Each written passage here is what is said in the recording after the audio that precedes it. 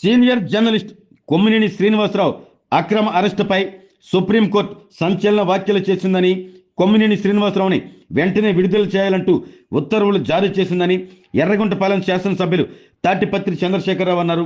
ఇది కూటమి ప్రభుత్వానికి చెంపపెట్టు లాంటిది అంటూ అన్నారు. కొమ్మినేని శ్రీనివాస్ గారి అక్రమ అరెస్టు విషయంలో సుప్రీంకోర్టు జస్టిస్ పీకే మిశ్రా, జస్టిస్ మన్మోహన్ గారి బెంచ్ తీవ్రమైనటువంటి వ్యాఖ్యలు చేస్తూ ఈ కూటమి ప్రభుత్వ విధానాలను ఎండగడుతూ వారిని ఇమ్మీడియట్గా విడుదల చేయమని ఆంధ్రప్రదేశ్లోని కూటమి ప్రభుత్వానికి ఈ చెంప ఆ చెంప వాయించినంత పని చేసేసింది. మొన్న హైకోర్టులో కూడా కూటమి ప్రభుత్వం అవలంబించినటువంటి విధానం, కట్టినటువంటి కేసుల్ని చూసి ఆశ్చర్యపోయి ఈ కేసులో ఎస్సీ ఎస్టీ ఎలా వర్తిస్తుంది అని ఎస్సీ ఎస్టీ కేసుని తొలగించేశారు.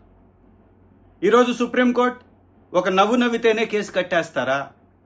ఇది ప్రాథమిక హక్కుల ఉల్లంఘన ఆర్టికల్ 19, 21, 22/1 ఉల్లంఘన అవుతుంది ఖచ్చితంగా అని తీవ్రమైన వ్యాఖ్యలు చేస్తూ 41 నోటీస్ ఇచ్చి పంపించాల్సినటువంటి ఈ కేసులో మీరు అరెస్టుల దాకా, రిమాండ్ దాకా తీసుకువెళ్లారంటే ఖచ్చితంగా ఇది తీవ్రమైనటువంటి చర్య, ఇది మానవ హక్కుల ఉల్లంఘన, ఇది వాక్ స్వాతంత్రానికి వ్యతిరేకంగా కూటమి ప్రభుత్వం తీసుకున్నటువంటి ఒక చెడ్డ సాంప్రదాయంగా తీవ్రమైనటువంటి వ్యాఖ్యలు చేశారు.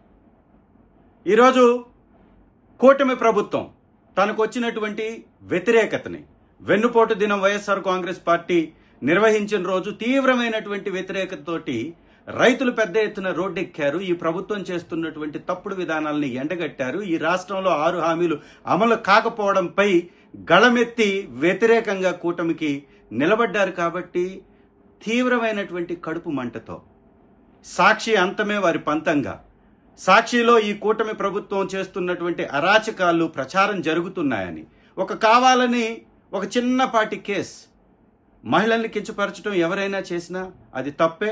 కృష్ణమరాజు గారి వ్యాఖ్యల్ని వైఎస్ఆర్ కాంగ్రెస్ పార్టీ తీవ్రంగా ఖండించింది, సాక్షి ఛానల్ ఖండించింది, మాకు సంబంధం లేదని తెప్పడం కూడా జరిగింది. మరి సాక్షి పేపర్కి, కొమ్మినేని శ్రీనివాసరావు గారికి, సాక్షి మీడియా ఛానల్కి అంటగట్టి రుద్ది ఆ పనికి మాలినటువంటి కార్యక్రమంలో లబ్ధి పొందాలని చేసినటువంటి కూటమి ప్రభుత్వ విధానాలకు వ్యతిరేకంగా ఈరోజు సుప్రీంకోర్టు చేసినటువంటి ఈ వ్యాఖ్యలు వారికి పెద్ద చెంపపెట్టులాగా కూటమి ప్రభుత్వం తీసుకోవాలి. ఇవాళన్నా బుద్ధి తెచ్చుకోవాలి, సిగ్గుపడాలి. ఈ రాష్ట్రంలో పరిపాలన గాలికి వదిలేసి అక్రమ సంపాదనలో ఊయలు ఊగుతున్నటువంటి టోటల్ కూటమి నాయకులు ప్రజల్ని పట్టించుకోవాలి. లేకపోతే ఇంకా పెద్ద ఎత్తున వ్యతిరేకత వస్తుంది.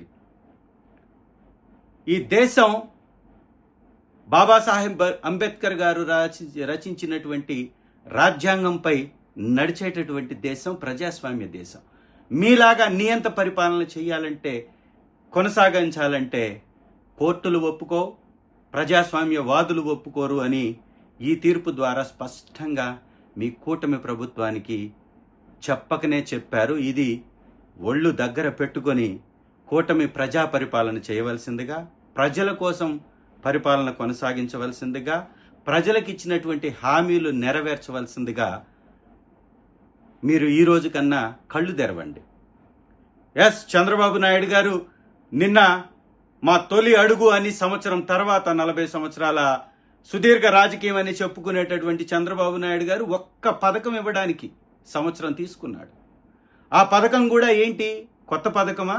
ఏమన్నా పెంచి లబ్ధిదారుల సంఖ్యని పెంచి అమలుపరిచేటటువంటి పథకమా? లేదా ఇచ్చేటటువంటి అమౌంట్ని పెంచి ఇచ్చేటటువంటి పథకం అంటే ఖచ్చితంగా కాదు. డొల్లతనంతో నిండినటువంటి పథకంగా తల్లికి వందనాన్ని నిన్న ప్రవేశపెట్టాడు. ఈ రాష్ట్రంలో 87 లక్షల పైచిలకు విద్యార్థులు ఉంటే వారికి ఇవ్వాలి అంటే 13,000 కోట్ల పైచిలకు కావాలి. కానీ కూటమి ప్రభుత్వం ఇస్తుంది కేవలం 8,740 కోట్ల మాత్రమే. అంటే దాని అర్థం ఏంటి? గతంలో ఉన్నటువంటి నంబర్ కన్నా తక్కువ ఇస్తున్నారు. ఇది రాష్ట్రంలో ఉన్నటువంటి పిల్లల సంఖ్య కన్నా తక్కువగా ఇస్తున్నారు. మళ్ళీ దీనిలో డాబుకు పోయి గొప్పలు చెప్పి వైఎస్ఆర్ కాంగ్రెస్ పార్టీ ప్రభుత్వం కన్నా ఎక్కువ ఇస్తున్నానని చెప్పే ప్రయత్నం చేస్తూ దొంగలు అడ్డంగా దొరికిపోయారు. ఆరోగ్యమే మహాభాగ్యం అంటారు, కానీ ఆరోగ్యాన్ని నమ్మకంగా కాపాడే స్థానం ఎక్కడ? ఇది ఒంగోలులో మీకు దగ్గరగా మన Venkataramana nursing home private limited. Caring your life 54 ఏళ్ల విశ్వాసంతో ఇది ఒక హాస్పిటల్ కాదు, ఇది ఒక విశ్వాసం. 3 తరాలుగా వేలాది కుటుంబాలను ఆరోగ్యంగా నిలిపిన ఆదరణ. మా నిపుణుల వైద్య బృందం మా దగ్గర అనుభవం కలిగిన బృందంలో అందించే సేవలు neuro surgery, general medicine, diabetes, pulmonologist, general surgery, ophthalmology, urology, orthopaedic, ENT, paediatrics, dental surgery, anaesthesiology, gynaecology, cardiology, emergency మరియు క్రిటికల్ కేర్. ఒంగోలులో ఆరోగ్యానికి ఒక కొత్త శకం ప్రారంభమవుతుంది. వెంకటరమణ ఐ హాస్పిటల్ ప్రారంభించబడింది.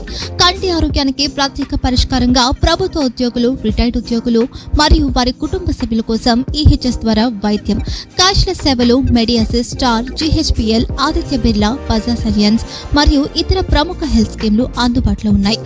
ఆరోగ్యశ్రీ, డాక్టర్ ఎన్టీఆర్ వైద్య సేవా నిధి అందుబాటులో ఉన్నాయి. చిరునామా ఆర్టీసీ బస్టాండ్ ఎదురుగా, Kurnool road, Ongole.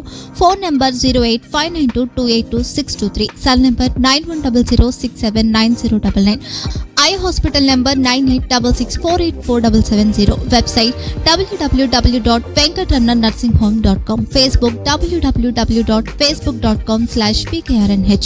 Venkataramana nursing home, 3 తరాల విశ్వాసం, నూతనతతో కూడిన సేవ. మేము కేవలం చికిత్స చేయము, మేము శ్రద్ధ వహిస్తాం, పరిరక్షిస్తాం. సేవ చేయడం మాకు ధ్యేయం.